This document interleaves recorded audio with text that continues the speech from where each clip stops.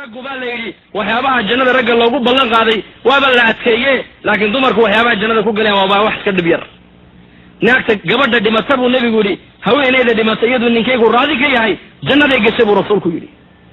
rasuulku xadiis waxau ku yidhi dadka salaada tukada albaabbay jannada ku leeyihiin la yidhaah baabu salaa. dadka soonka laazima albaabbay ku leeyihiin baabu rayaan la yidhaah. dadka sadaqada bixiya albaabbay ku leeyihiin baabu sadaqa la yidhaah. dadka jihaadka u dadaala albaabbay ku leeyihiin baabuljihaad la yidhaah. abubakar baa yidhi biabi anta wa ummi ya rasuul allah, hooyaday aabbayba waan kugu fidayn oo kugu furanaye 8 albaabay jannadu leedahay nin ka galayo looga yeedhay ma jiraa buu yidhi. markaasuu nebigu yidhi nacam wa arju an takuna minhum, haa way jiraan rag 8 albaabee jannadaba looga yeedhay oo la odhanayo kan ka soo gal way jiraan. raggaa inaad ka mid tahay baan rajay buu rasuulku yidhi abubakar ow. abubakar keliya ka gali maayo 8 albaabee waxaa la galaysa gabadha saalixadda ida almar'atu sallat 5ha wasaamat shahraha wa ataacat zawjaha wa xafidat farjaha. hadday haweenaydu buu nebigu yidhi 5 waqtina tukato bisha rabadaanna ay soonto farjigeegana xumaanta ka dhowrsato ninkaygana ay adeecdo 8 albaabee jannadu ay leedahay ayay kay doonta ka gashaa buu rasuulku yidhi. 8 albaabee jannadu leedahay ayay kay doonta ka gashaa buu rasuulku yidhi. hadday gabadha laga hela 4 camal bisha rabadaan oy soonto 5 waqti oo ilaaliso xumaantoo ka dhowrsoonaato iyo zawjkeega oy adeecdo 4 gabadha laga hela buu rasuulku yidhi 8 albaabee jannadu ay leedahay ayay abubakar daba joogsanee la geli doontaa qiyaamaha.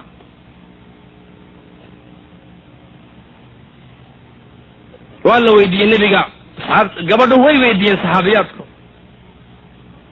haweenka muuminaadka ayaa xuralcaynta midkee fadli badan baa lagu yidhi. caaisha weydiisay wuxuu nebigu yidhi gabadha muuminadda ayaa xuralcaynta ka fadli badan buu yidhi. waxay tihi maxaan kaga fadli badannay waaba xuralcayn oo ilaahay baa sameeyo nuur baa laga sameeye. wuxuu nebigu yidhi bisalaatihinna wa siyaamihinna wa taacatu azwaajihinna. waxay kaga fadli bateen xuralcayntu haweenka muuminaadku xuralcaynta waxay kaga fadli bateen soonka ay soomayaan, salaada ay tukanayaan iyo raggooga ay adeecayaan.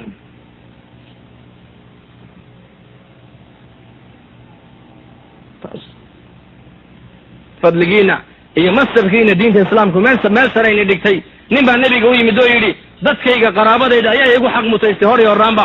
wuxuu nebigu yidhi hooyadaa haddana hooyadaa haddana hooyadaa haddana aabbahaa buu rasuulku yidhi.